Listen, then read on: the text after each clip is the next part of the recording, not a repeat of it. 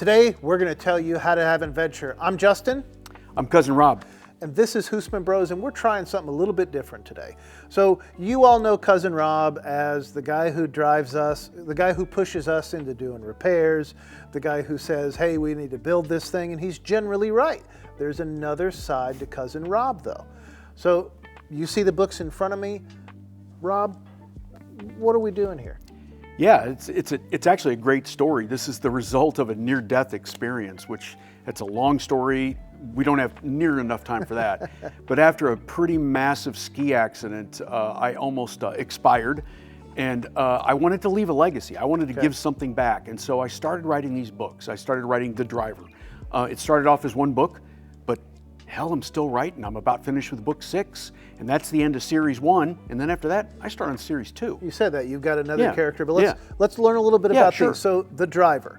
All right, who's the main character? It's an American guy named Mark Lang. Now, Mark is an American expat living in the UK. He's part owner of a small fledgling GT3 racing team. Only challenge is they're really on the margins. They're one big accident, one big shunt from shuttering their business. Okay. And so Mark vows to do whatever it takes to keep the team winning. And boy, does he ever find it. Now, I've read book 1, and so I kind of know the broadness of it, right? And so tell our viewers, what are they going to find in this series? So I know Mark's a driver. He does whatever it takes, right? That's not being a gigolo. What is it that he does? So he enters into a kind of a mercenary group. They're called drivers. So a driver takes stuff, that could be people or things, point A to point B, no questions asked. But as I like to say in my description, frequently into the open arms of danger. Okay. So is he like a spy? In a way, I wouldn't categorize it as spy, but there are espionage elements in this. Okay. So there's a lot of car chases. There's actually a lot of racing action.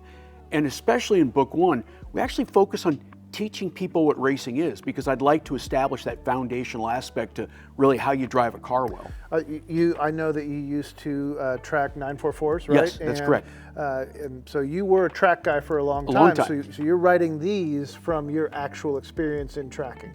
That's correct. Were you a smuggler or driver of some sort? Well, maybe I might have smugged. There might have been a little something maybe going on in high school, but for the most part, so this is not all autobiography. It is not autobiography.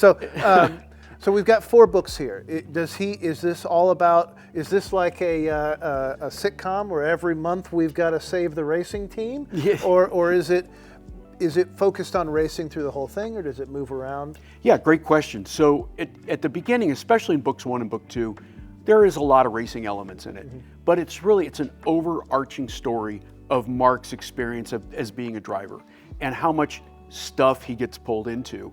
Over time, the racing takes more of a backseat to the overall plot line and story, and it gets pretty intense, right? One of the things I also like is we have recurring characters, folks who are with us throughout the entire story, because I think the reader likes to identify and learns about these people, they care about them. And so I didn't want to have all these just random elements. Every book is like a whole new story and I have to reinvent the wheel. I think there's a lot of comfort with having folks you know and you like and you want them to succeed. So folks we know for sure. What about cars? Is it all the same car? Does he have a stable of cars? How does it work? Yeah, so he starts off, especially in book 2, we start off really kind of on a Porsche adventure. Okay. Folks who know me know I'm a little bit of a Porsche fanboy.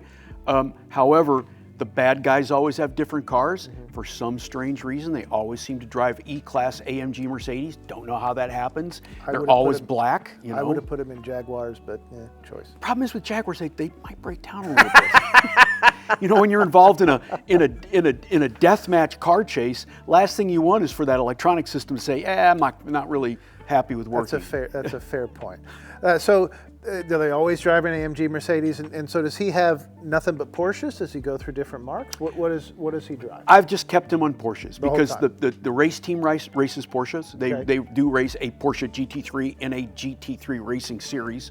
It's a fictional series, but it's fairly close in relation to real GT3 series as far as how they're structured, how they race, etc.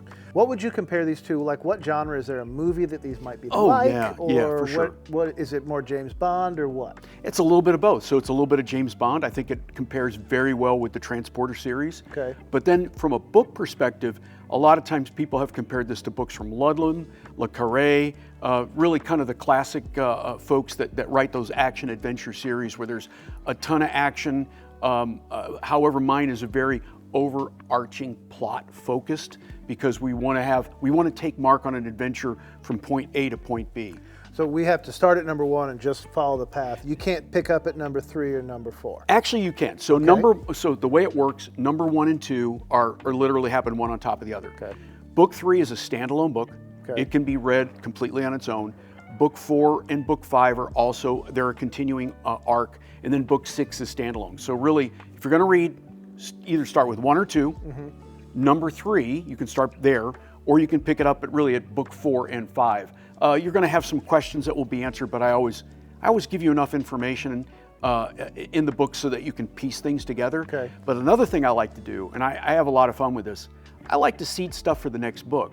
So there's stuff that happens in Book 1, Book 2, Book 3, which that could be part of the story arc as we complete the series. Really? Okay, very good. Yeah, Easter eggs. So you've written all these over how many years?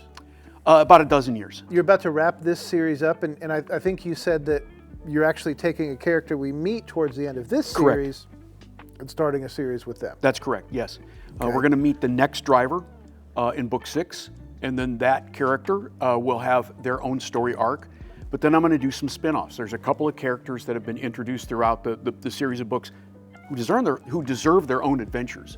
And I like to tie things together so they may be tied together in interesting ways as we wrap these other books up. Like I said, I've read book 1 and I enjoyed it quite a bit.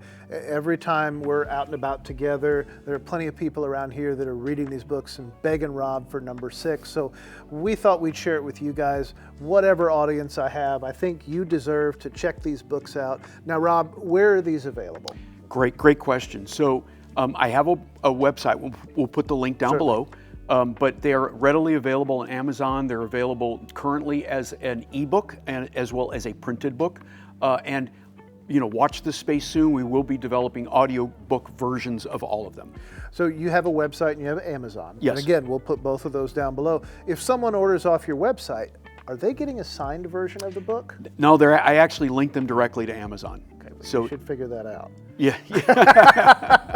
But I know you got to buy them to do it. So if someone orders from your website, are you packing and shipping that? No, Amazon is. Okay, so if someone orders your books, someone's into them, how do they get them signed? Reach out to me through the website. There's a contact us or contact me button, and yeah, I've been known to sign books and put them in the mail. As a matter of fact, I just did that this week with a fan. Very good. So you've got your website, Rob. Can I get you to do something special for our viewers? Absolutely. If our viewers buy one of your books, will you sign it for them? 100% I will. So if you're buying these books, go to the website, which is thedriver.com. It's thedriver-series.com. So go to the website, which is thedriver-series.com, buy the books off of there, and then drop a line to Rob. Let him know you saw it here, and you can get your book signed. Husman Bros exclusive. In fact, if you ask real nice, I'll sign it too. That's the best part. Exactly. We'll all sign it. So anything else you want to say about your books, Rob? It's really a good series. I've enjoyed what I've read from it.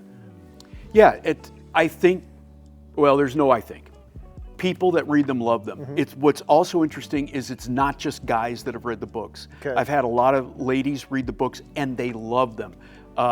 It's actually, it's a lot of fun. I've been out at, in public at events, and I've actually had someone walk up to me and said, "Hey, I've read your books. I really love them." Man, I got to tell you, that is one of the best feelings you can ever have. As a fellow micro celebrity, yeah, I know what that's like.